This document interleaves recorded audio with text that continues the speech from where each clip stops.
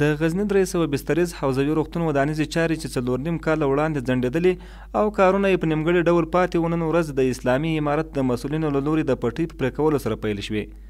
د غزني ولایتي مسؤلین د دغه روغتون په جوړېدو خوښ دي او وایي دا چې غزني یو مرکزي ولایت دی نو روغتیایي مرکزونو ته په غزني سربیره د نورو ګاونډیو ولایتونو ناروغان هم مراجعه کوي چې د معیاري ودانۍ د نشتون له امله له ستونزو سره مخ وو. دوی وایي د دغه روغتیایي کمپلیکس په جوړېدو سره به وکولی شي چې ټولو هغو ناروغانو ته په منظم ډول رسیدنه وکړي چې دوی ته مراجعه کوي. نامناسب ځای و، هغه چې د دوی لپاره جوړ شوی نه و، په هغه ځای کې د خدمتونو وړاندې کولو وسیلې وړاندې کوي.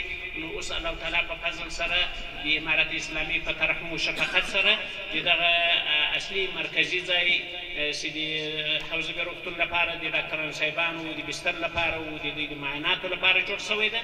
په هغه باندې کار شروع کېږي. نو له دې څخه ډېر خوښ یو، ډېر خوشحاله یو له امارته څخه. پروژو افتتاح د دغسې پروژو شروع کېدل یو قوي ډاډ او اطمینان ورکوي او انشاءالله په نور به هم زموږ په مشرانو باندې زموږ د ملت او د خلکو باور زیاتېږي. نو په همدې بنا باندې دغه پاته چارې دي د امیرالمؤمنین شیخ صاحب حفظه الله په ځانګړي حکم او د غزني د ولایت د محترم مقام په ډېرو هڅو چې تر شیخ صاحب پورې زموږ ستونزې مشکلات ورسولو، بیا هغوی فوقالعاده حکم ورکړو، بیا یې هغوی د عامې روغتیا وزارت محترم مقام ته راجع کړو. د عامې روغتیا وزارت محترم مقام لبیک ورته وویل او هغو ته یې رسیدګي وکړه. مسؤلین وایي دغه روغتون د ملي پراختیا شرکت له لوري د 50 میلیونه افغانیو په لګښت د 6 میاشتو په موده کې رغول کیږي چې په 300 بستر سربیره به ټولې اړینې اسانتیاوې ولري.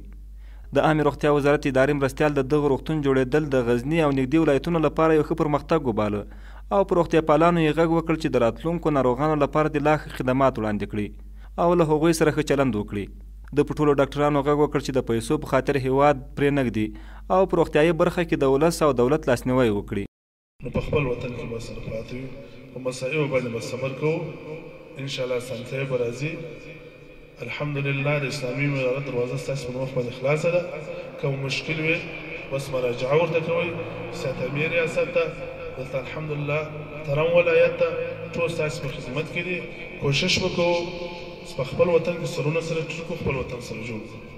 د غزني د عامې روغتیا ریاست د معلوماتو په اساس غزني کې اوس مهال په 18 خصوصي روغتونونو سربیره 101 دولتي روغتیایي مراکز فعال دي چې د اسلامي امارت او مرستندویو بنسټونو له لوري ملاتړ کیږي او د دغه ولایت په بېلابېلو برخو کې خلکو ته په منظم ډول روغتیایي خدمات وړاندې کوي.